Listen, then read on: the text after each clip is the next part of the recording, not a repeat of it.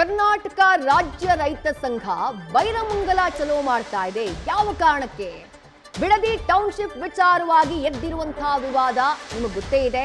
ಯಾವ ರೀತಿ ರೈತರು ಇದಕ್ಕೆ ವಿರೋಧವನ್ನ ವ್ಯಕ್ತಪಡಿಸುತ್ತಿದ್ದಾರೆ. ಒಂದು ರೈತರ ಒಂದು ಗುಂಪು, ಮತ್ತೊಂದು ಗುಂಪು ಅವತ್ತು ಡಿ.ಕೆ. ಶಿವಕುಮಾರ್ ಅವರನ್ನ ಭೇಟಿಯಾಗಿ ಎಲ್ಲಾ ಸಂಧಾನ ಆಗ್ಬಿಟ್ಟಿದೆ, ಎಲ್ಲಾ ಮಾತುಕತೆ ಆಗ್ಬಿಟ್ಟಿದೆ ಅಂತ ಹೇಳಿ ಹೋಗ್ಬಿಡ್ತು. ಆದ್ರೂ ಇನ್ನೂ ಹೋರಾಟ ಬಿಡದಿ ಟೌನ್ಶಿಪ್ ವಿಚಾರವಾಗಿ ಮುಂದುವರೆದಿದೆ. ಬಿಡದಿಯ ಬಿಜಿಎಸ್ ವೃತ್ತದಿಂದ ಬೈಕ್ ರ್ಯಾಲಿ ಮೂಲಕ ಮೆರವಣಿಗೆಯನ್ನ ಮಾಡಿ ಆಕ್ರೋಶವನ್ನ ವ್ಯಕ್ತಪಡಿಸಲಾಗ್ತಾ ಇದೆ. ಯಾವುದೇ ಕಾರಣಕ್ಕೂ ಯೋಜನೆಗೆ ಭೂಮಿಯನ್ನ ಕೊಡದಂತೆ ರೈತರು ನಿರ್ಧಾರವನ್ನ ಮಾಡಿದ್ದಾರೆ. ಸರ್ಕಾರದ ವಿರುದ್ಧ ಕಾನೂನು ಹೋರಾಟಕ್ಕೂ ಕೂಡ ಸಜ್ಜಾಗಿದ್ದಾರೆ ಎನ್ನುವಂತ ಮಾಹಿತಿ ಲಭ್ಯವಾಗ್ತಾ ಇದೆ. ಗ್ರೇಟರ್ ಬೆಂಗಳೂರು ಅಭಿವೃದ್ಧಿ ಪ್ರಾಧಿಕಾರದ ವತಿಯಿಂದ ನಿರ್ಮಾಣವಾಗ್ತಾ ಇರುವಂತಹ ಬಿಡದಿ ಟೌನ್ಶಿಪ್ ಯೋಜನೆಗೆ ಪರ ವಿರೋಧದ ಚರ್ಚೆ ಅದು ಇವತ್ತು ನಿನ್ನೆಯಿಂದ ಅಲ್ಲ. ಆದರೆ ರಾಜ್ಯ ಸರ್ಕಾರ ಮೊದಲ ಹಂತದ ಭೂಸ್ವಾಧೀನಕ್ಕೆ ಈಗಾಗಲೇ ಅಧಿಸೂಚನೆಯನ್ನ ಹೊರಡಿಸಿಬಿಟ್ಟಿದೆ. ಪ್ರಾರಂಭಿಕ ಹಂತದಲ್ಲಿ 3 ಗ್ರಾಮಗಳ 518 ಎಕರೆ ಭೂಸ್ವಾಧೀನಕ್ಕೆ ಆದೇಶವನ್ನ ಕೂಡ ಮಾಡಲಾಗಿದೆ. ರೈತರ ವಿರೋಧದ ನಡುವೆಯೂ ಸರ್ಕಾರ ಅಧಿಸೂಚನೆಯನ್ನ ಹೊರಡಿಸಿರುವುದು ಸದ್ಯ ರೈತರ ಆಕ್ರೋಶಕ್ಕೆ ಕಾರಣ ಆಗಿದೆ. ಆ ಕಾರಣಕ್ಕಾಗಿಯೇ ಬೈಕ್ ರ್ಯಾಲಿ ಹೋರಾಟಗಳು ನಡೀತಾ ಇದ್ದಾವೆ.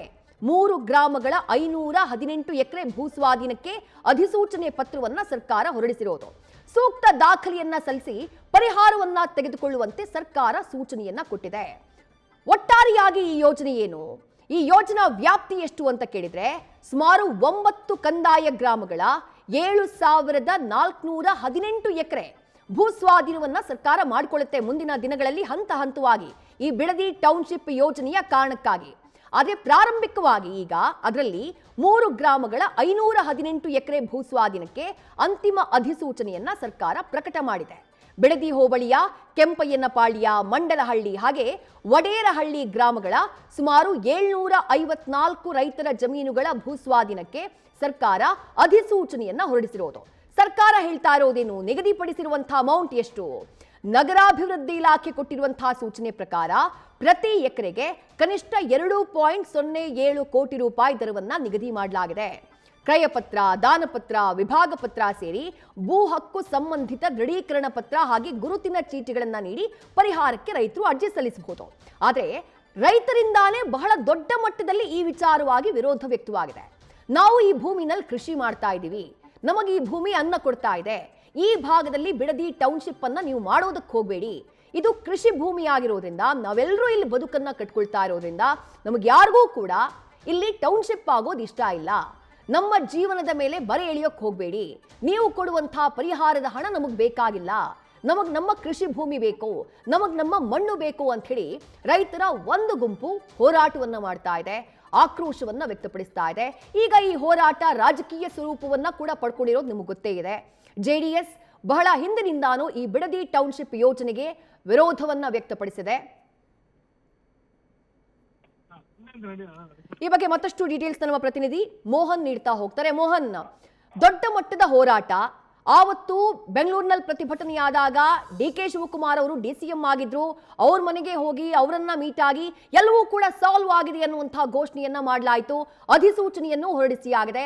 ಆದ್ರೆ ರೈತರ ಹೋರಾಟ ಮಾತ್ರ ನಿಲ್ತಾ ಇಲ್ಲ. ಆಕ್ರೋಶ ಯಾಕೆ ಸರ್ಕಾರದ ಈ ನಿರ್ಧಾರಕ್ಕೆ? ರೈತರು ಮಾಡ್ತಾ ಇರುವಂತಹ ವಾದ ಏನು ಅಂತ ಹೇಳಿ?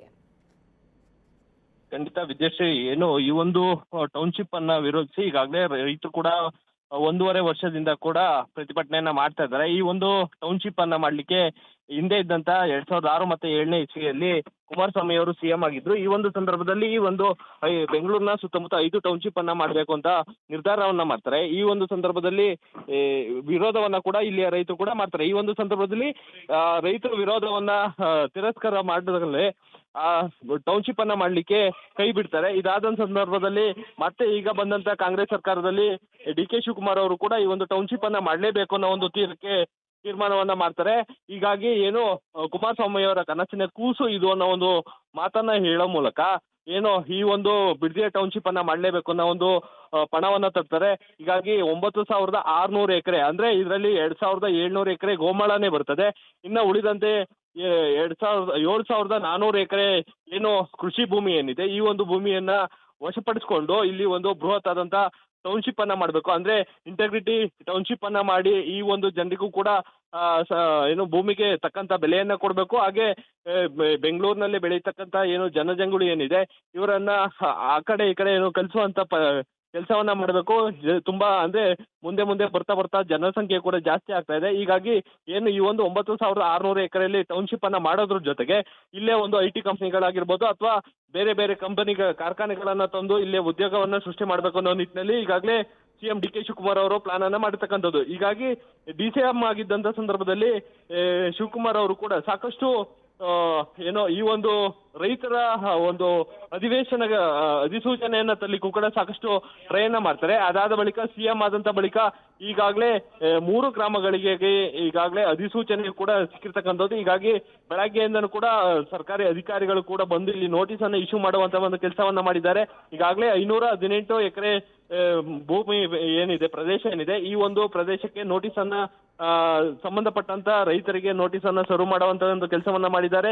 ಅದರಲ್ಲದೆ ಮತ್ತೊಂದು ಕಡೆ ಕಳೆದ 1.5 ವರ್ಷದಿಂದ ಕೂಡ ಸಾಕಷ್ಟು ರೈತರು ಕೂಡ ಈ ಒಂದು ಭೂಮಿಯ ಅಂದ್ರೆ ಟೌನ್ಶಿಪ್ ಅನ್ನ ವಿರೋಧಿಸಿ ಪ್ರತಿಭಟನೆಯನ್ನ ಮಾಡ್ತಾ ಇರ್ತಕ್ಕಂಥದ್ದು.